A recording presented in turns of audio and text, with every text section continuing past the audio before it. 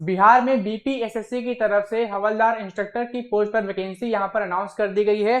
तो यहां पर आपकी एलिजिबिलिटी क्राइटेरिया क्या रहने वाली है, कौन से कैंडिडेट्स इसमें एलिजिबल हैं, एजुकेशन क्वालिफिकेशन क्या रिक्वायर्ड रहेगी, एग्जाम पैटर्न, सिलेक्शन का प्रोसेस, सिलेबस, सैलरी, कैसे आपको इसमें अप्लाई करना है, कंप्लीट इन्फॉर्मेशन मैं आपको इसमें शेयर करूंगा।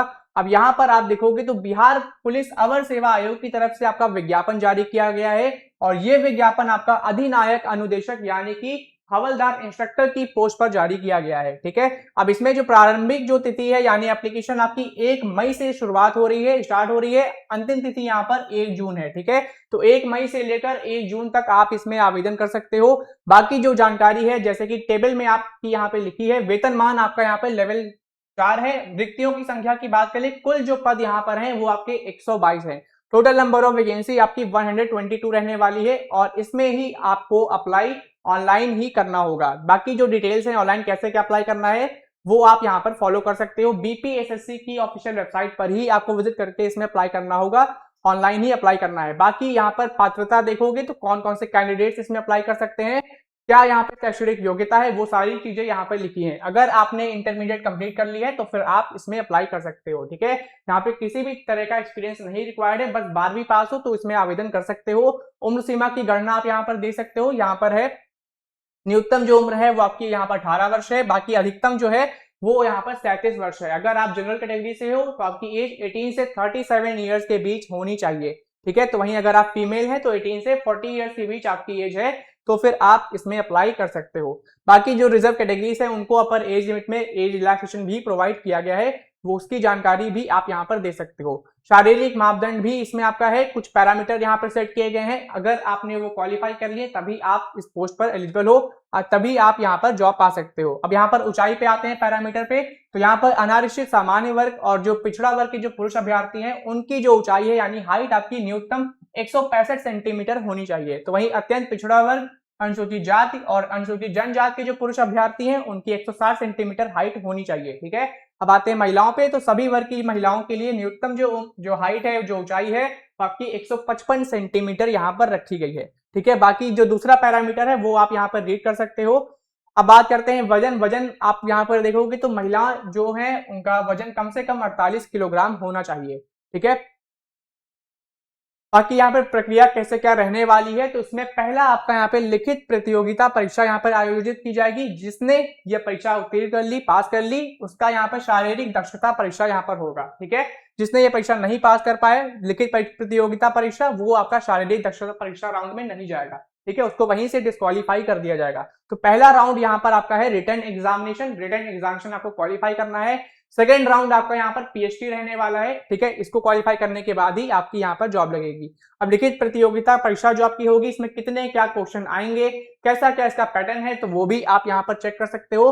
तो 10वीं लेवल की आपकी ये परीक्षा रहने वाली है। इस परीक्षा में आपका हिंदी, अंग्रेजी, गणित, सामाजिक विज्ञान जिसमें आपका इतिहास, भूगोल, नागरिक शास्त्र, अर्थशास्त्र, इसके अलावा विज्ञान, ये सारी चीजें आपकी पूछी जाएंगी। इसके अलावा आपका यहाँ पे सामान्य ज्ञान और समसामयिक मामले से संबंधित यहाँ पर ऑब्जेक्टिव प्रश्न भी पूछे जाएंगे। टोटल नंबर ऑफ क्वेश्चन की अगर हम बात कर लें रिटन एग्जामिनेशन में तो वो आपके यहाँ पर 100 है। 100 क्वेश्चन रहेंगे, 100 मार्क्स के। एक क्वेश्चन आपका 1 नंबर का रहेगा और ये सारे क्वेश्चन आपके ऑब्जेक्टिव टाइप एमसीक्यू बेस पर रहने वाले हैं। ठीक है, इसमें आपकी यहाँ पर नेगेटिव मार्किंग भी होगी, तो ये चीज भी आपको ध्यान रखनी है। और इसको अगर क्वालिफाई करना है लिखित परीक्षा को तो कम से कम आपको 30% अंक यहाँ पर लाने होंगे। ठीक है, तभी आप इसको क्वालिफाई कर पाओगे।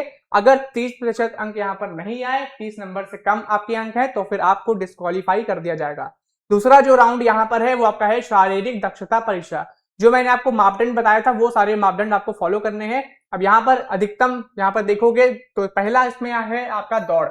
आपको यहाँ पर कितने किलोमीटर कितनी दौड़ कंप्लीट करनी है, तो वो चीज देखोगे तो 1.6 किलोमीटर की दौड़ आपको 6 मिनट के अंदर पूरी करनी होगी। ठीक है, इसके हिसाब से आपका नंबर यहाँ पर देखो यहाँ पर बटा हुआ है। ठीक है, ये चीज आपको देखनी है। और बाकी जो महिला अभ्यर्थी हैं उनको 1 किलोमीटर की दौड़ 5 मिनट के अंदर पूरी करनी है, उसके हिसाब से उनको नंबर मिलेगा। जिसने नहीं पूरी कर पाए वो आपका डिस्क्वालीफाई हो जाएगा। दूसरा यहाँ पर है गोला फेंक। गोला फेंक में आपके अधिकतम जो अंक है वो आपका 25 अंक है। इसमें 16 पाउंड का जो गोला है वो आपका न्यूनतम 16 फीट फेंकना होगा। इतनी दूरी पर आपको फेंकना होगा गोला फेंक। दूसरा यहाँ पर है महिलाओं के लिए 12 पाउंड का गोला होगा और वो 12 फीट दूर उनको फेंकना होगा। फिर तीसरा यहाँ पर जो मापदंड है वो आपका है ऊंची कूद। ऊंची कूद का अधिकतम यहाँ पर 25 अंक मिलेगा और इसमें कैसा क्या है, न्यूनतम ऊंचाई 4 फीट आपको यहाँ पर करनी है। अगर आप पुरुष अभ्यर्थी हैं तो, अगर आप महिला हैं तो न्यूनतम ऊंचाई आपको 3 फीट यहाँ पर रखनी है।